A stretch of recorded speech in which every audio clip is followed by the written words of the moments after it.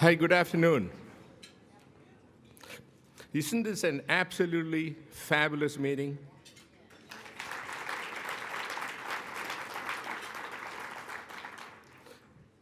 Governor Bush, you're doing God's work. They improve the education of all children in our great nation so they can have a better life and have the American dream. I must say kudos to Patricia Levac. You did a fabulous job in organizing, and I can tell you,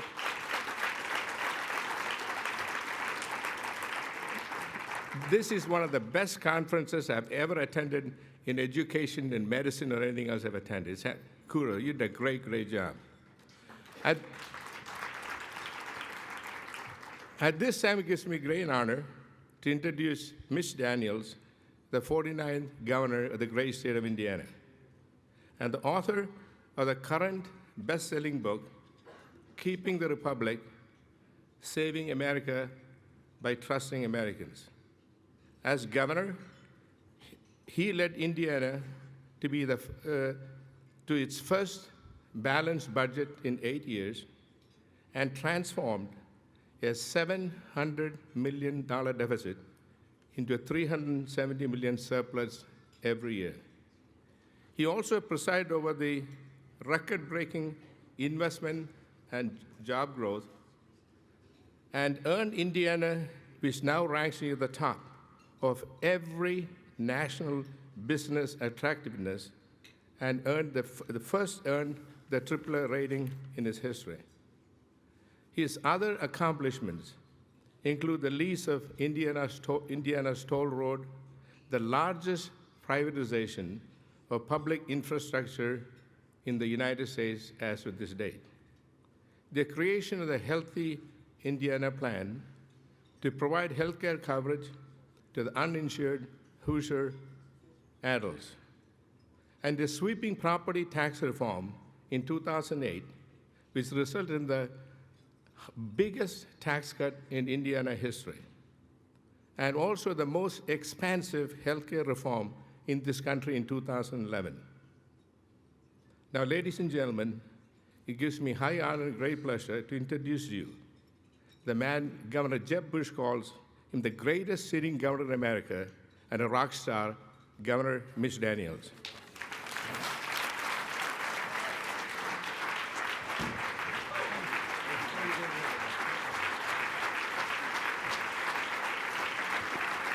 Thank you all.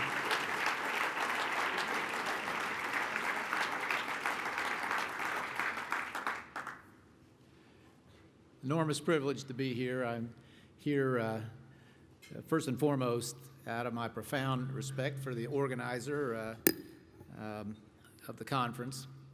Now, I will tell you there is no one, sincerely, in our national public life for whom I have greater admiration or respect than Jeb Bush. But if that weren't the case, you wouldn't know it, because I have learned recently how important it is when someone else is going to have the last word to show respect. And the lesson was that as I'm accumulating some athletic injuries as the years go by, a surgeon has worked on me a couple times, become a good friend. He had to do a little work a few months ago and got up that morning thinking to be a wise guy, took a marker, and on the appropriate leg I wrote, "This one, dummy." I came out of the anesthesia with pink toenails. So I don't diss anybody now who gets to go last. If I understand the assignment, I'm going to speak very briefly because we're going to let you direct the conversation through your questions. So I'll be disciplined in trying to get us there. I think maybe the thing I can say, at the end of such a spectacular conference, and reading back over the calendar, I just wish I'd been here for all of it. But if I can say anything additive today, it might be just a few words about our Indiana experience, which is, the old cliche is a good and bad news story, if there ever was. There's so many of those. I'm fond of the one where Moses comes down a little bit draggled from the mountain in a break in the negotiations, and the Israelites ask him how he's going, and he said, well, The good news is I got him down to 10. The bad news is adultery's still in there. So let me give you a little good news, and let me tell you a little cautionary tale.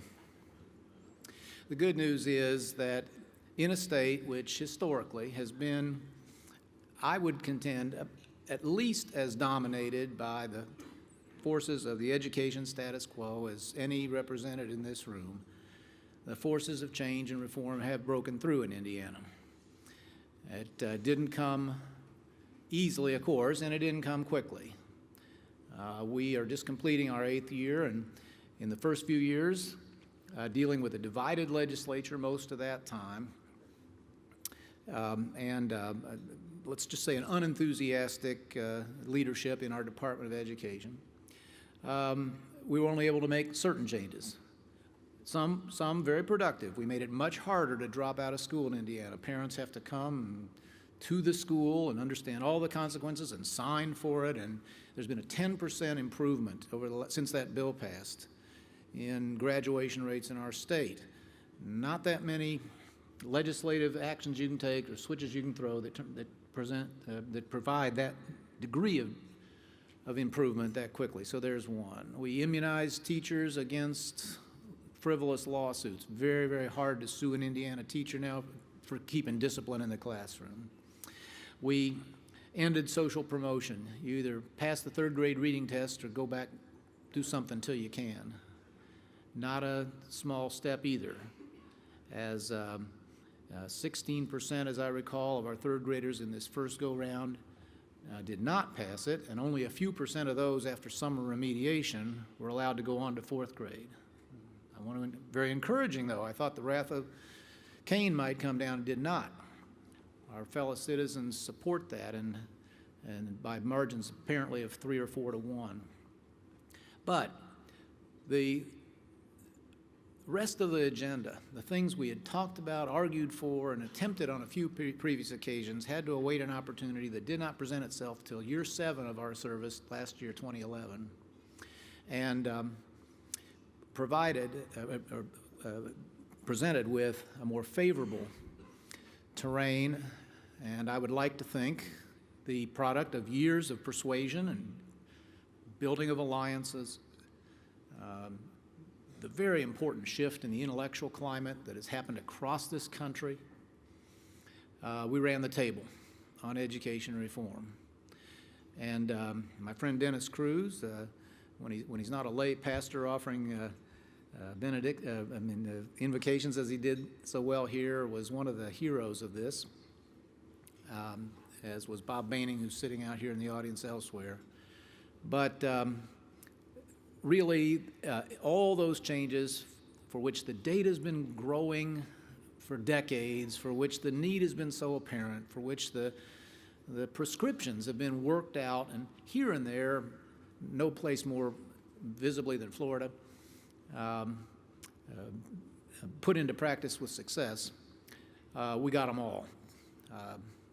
Not that the work will ever be done, but all those big things we hope for. So, seniority no longer rules. Teacher accountability will be, teacher quality will be measured and enhanced by including a significant percentage based on student performance. School boards and superintendents are now empowered to run the schools. Collective bargaining still exists, but it can only be used for wages and benefits. And so the shackles and the handcuffs and the thou shouts are going to be gone from our contracts, at least if that is rigorously enforced. We took the lid and the discrimination off of charter schools. Maybe most notably, we now have a universal means-tested choice program in Indiana, which provides full tuition up to 90% of the public school spending in a given district for those at the poverty line or below, free lunch, I should say, and below, and up to 150% of that level where we believe families can manage it on their own, 50%. I should tell you that before we went to full, universal private school choice. We created tuition-free public choice in Indiana, and although our so-called voucher program almost tripled this year, it's the largest one now in the country of its kind, more students than that have exercised the new freedom, more families than that, have exercised the new freedom that Indiana provided them to move between public school districts. And it's a wonderment to drive down an Indiana road and see billboards advertising for students by the public school system. Check out our test scores, you know?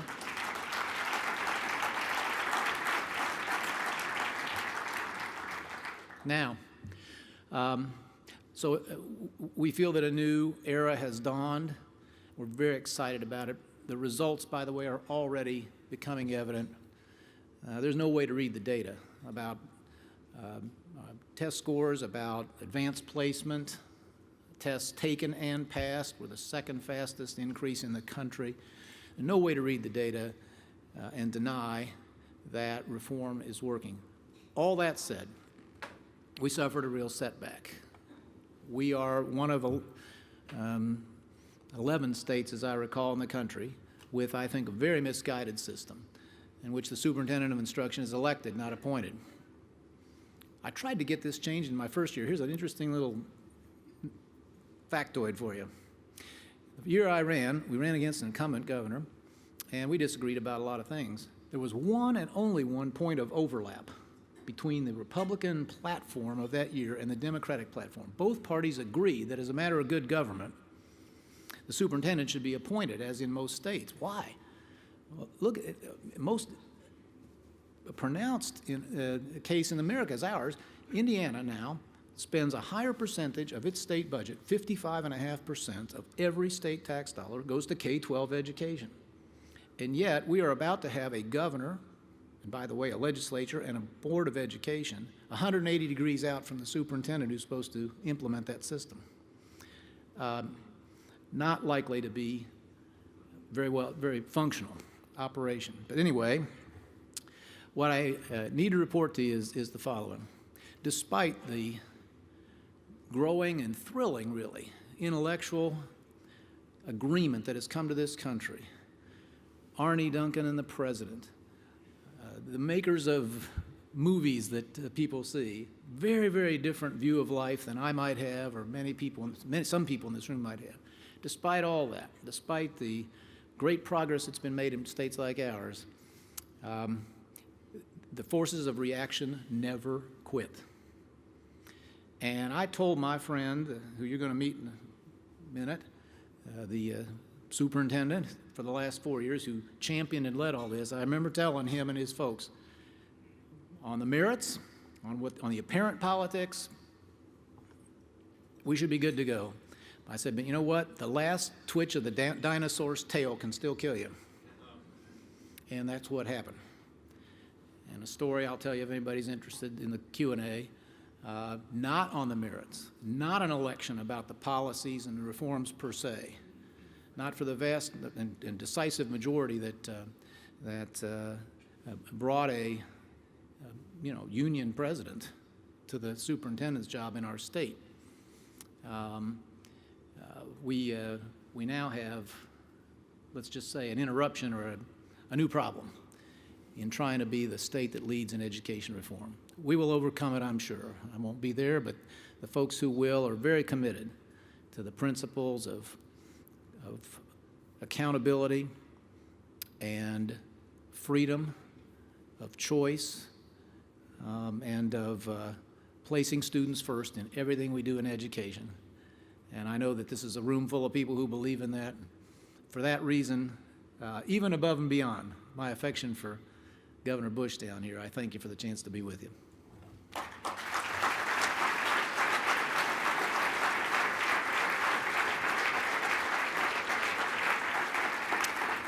Now, as I recall my instructions, I'm supposed to direct anybody with a question to my friend Tony Bennett here. I got to believe everybody in the room either knows him or of him. And Tony Bennett, before you take the first question, thank you for 4 years of fearless and successful leadership.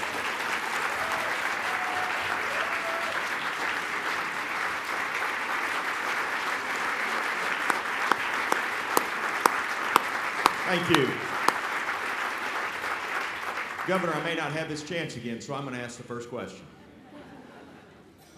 But I want to say thank you, and I also want to say to those here, nothing Indiana did between 2008 and 2012 would have been possible without the vision, the courage, the action, the tenacity of Mitch Daniels.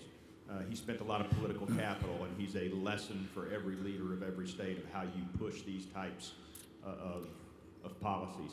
Governor, I want to ask personal and kind of policy. Personally, of the reform agenda we passed, and educationally, which do you take the greatest personal pleasure in, and which do you believe will have the longest lasting impact on Indiana children?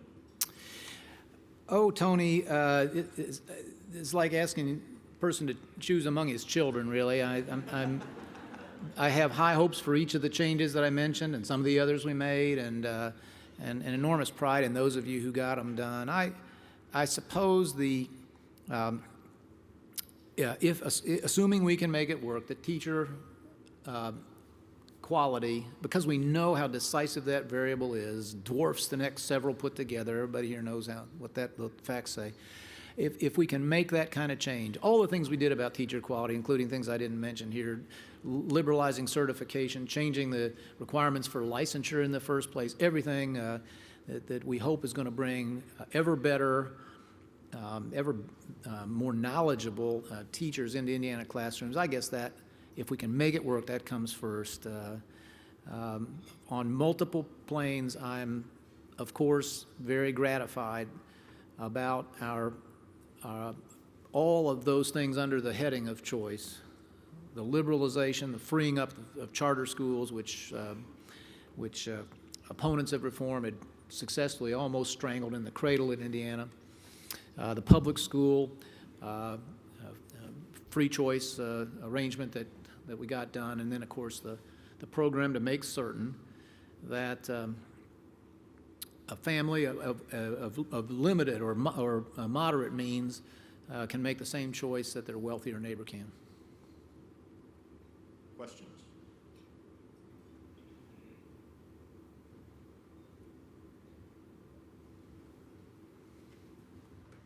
Governor Jeannie Allen, President of the Center for Education Reform, thank you for all you've done. I know you've had to take a lot of heat over the years, so we appreciate that and Tony's help. The suggestion has been made in this room a little bit over the last couple of days, and certainly outside this room, that Tony's failure to win election, or the failure of the movement, and some of the other slides are more to do with our rhetoric and not playing nice in the sandbox with unions. And maybe we've got to moderate our language to draw more people together. And I'm just wondering if that's something you ascribe to and really believe. No, I don't.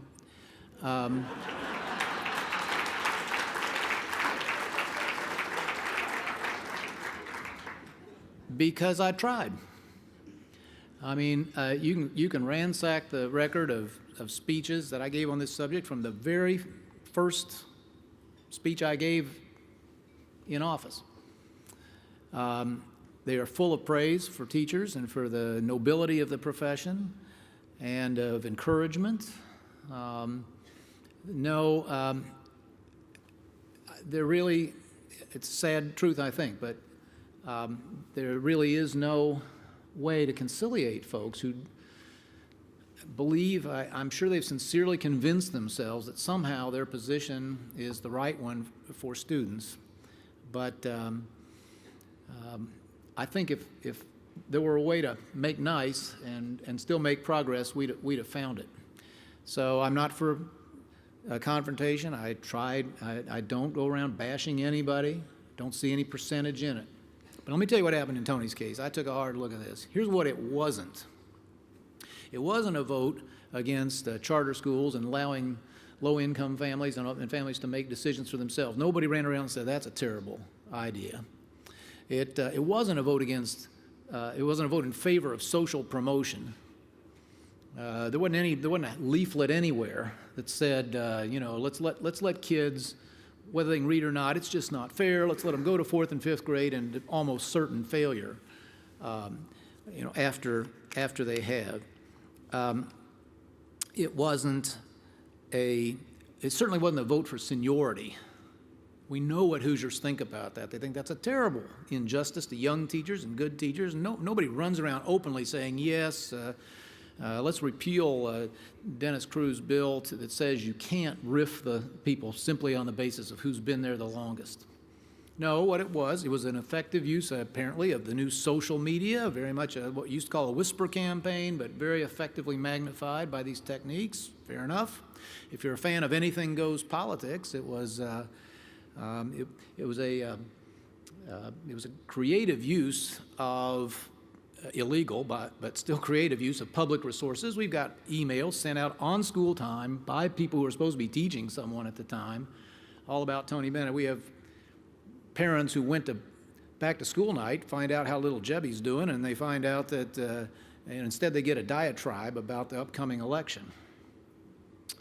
And it did have a policy aspect. It was a real vote for band and Spanish, because thousands and thousands of parents were told that somehow Bennett, if reelected, was going to end fine arts funding and end foreign language instruction. 100%, not 90, 92, 95, 100% false that he thought such a thing, and 100% false that he could do it if he had. So, if you're from the brass knuckle school, I guess you'd say, well, all's fair is not beanbag. But what I can tell you is that I do believe that the consensus for kids first reforms in Indiana is still very, very strong. And we have a new governor who believes it, and we have unprecedented large majorities in our legislature who aren't going away, and we have a Board of Education that I did get to a point that understands its importance too. So we will press on.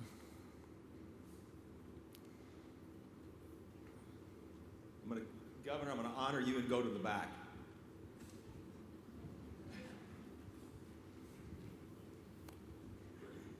Yeah, the organizer said, just take questions at the front table so he can see them, and I don't, we don't practice discrimination of that kind in Indiana. So.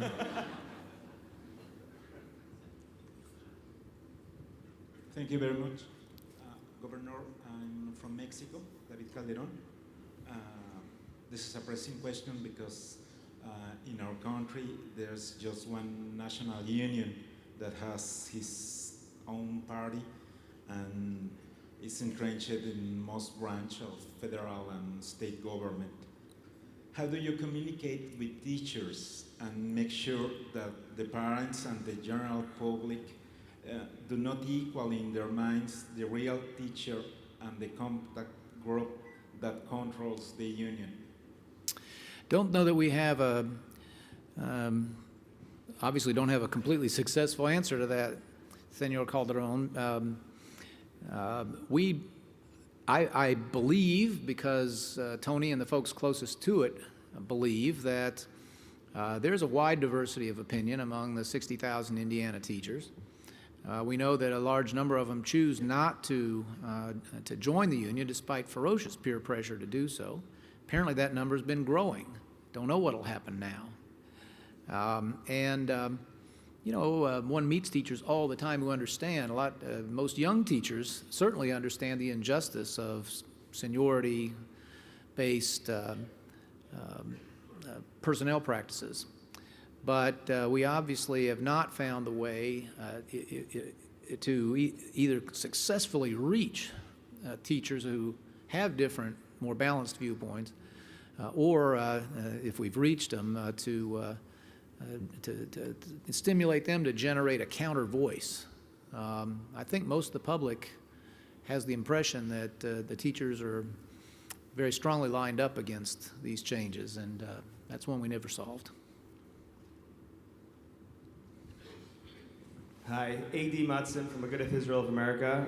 Thank you again, Governor, for all you accomplished in education reform. It was an honor and pleasure to working with you and Tony and all the allies in this room on education reform in Indiana.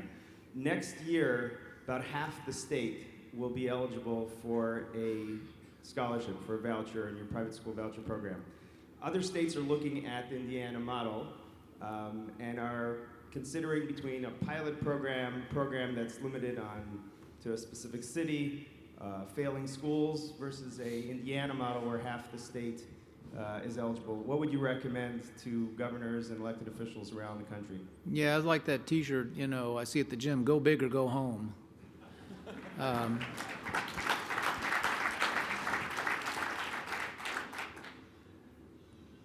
Think how many kids we've lost studying, piloting, nibbling.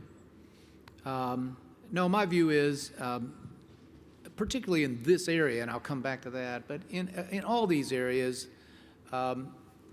go for the boldest changes you think you have a chance to effect. One thing you know for sure is it's got to be better than the status quo. Another thing you know is that most likely is not perfect. Well, fine. Better act now. Try to save the kids you can or help them to have the chance in life they deserve. And the process of reform will never be over. We'll always be learning and we'll be modifying. And by the way, many of the criticisms that are made, for instance, in virgin territory like teacher evaluation, I'd be suspicious if anybody says we've got the perfect answer here. But go, move. And particularly, I would say, in the area you ask about, Rabbi, there's not only there's a school improvement rationale for universal choice. The more competition among public schools, with charter schools, and with non-government schools, the more likely that everybody gets better. Sure. But there's a social justice issue, too. And we've got to be a country, whether it's education or healthcare or all other important realms of human activity, in which we trust and enable average citizens, whatever station in life, to make decisions for themselves. Free society is not going to work very well if people, whatever their motives and whatever their level of smarts, are making big decisions for the rest of us. And we just believe in Indiana, and we've implemented this in, as I say, health care, for instance, as well as education, that, don't tell us that just because somebody is of low income, they don't know what's best for their kids. Odds are they do, and we should make sure that they have that chance every way possible.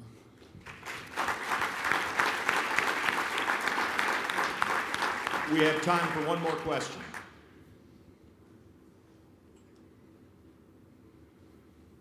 Well, seeing none, Governor Daniels, thank you very much for your leadership. At this time, I would invite Patricia Levesque and Governor Bush to the stage to join you.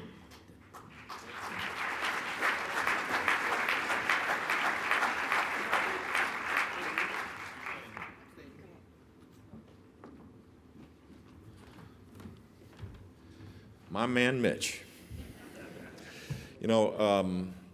Having been a former governor, I know what, like, the last months, you have the clock still? Sure do. How many hours you got? Yeah, well, I know the number. I gave Mitch a clock that someone gave me, which is a backwards clock that ends the day your successor comes in, so by the 2nd. And with 8 years of incredible service, not just in education, but across the board, taking provocative big ideas as a conservative, and then with creativity and with an openness, not a harshness, but an openness to invite others that may not share the exact same ideological perspective to join in to build a better state in this case, which is proven by without a doubt, Indiana is much better off today than it was 8 years ago. That brand of practical leadership is what we desperately need across the country right now, where the partisan divide makes people feel like you can't trust government, we can't solve problems. Here is living proof that the opposite is the case. Principle-centered leadership matters, and Mitch Daniels is the epitome of that. And we're so grateful.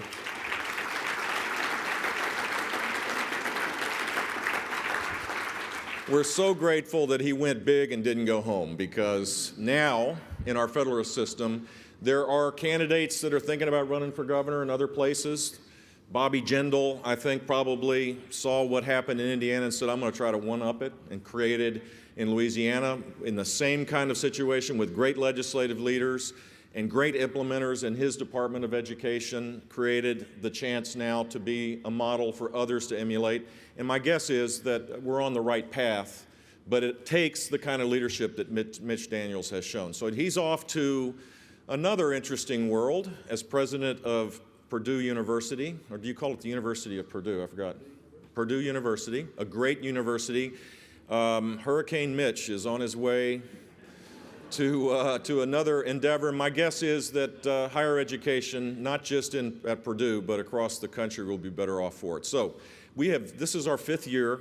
This is the last iteration of the 5th year of this series of summits. We've never given out an award, but I figured, what the heck, it's always a good time to start, and no better person is deserving of our Education and Excellence Award than the Governor of Indiana, Mitch Daniels.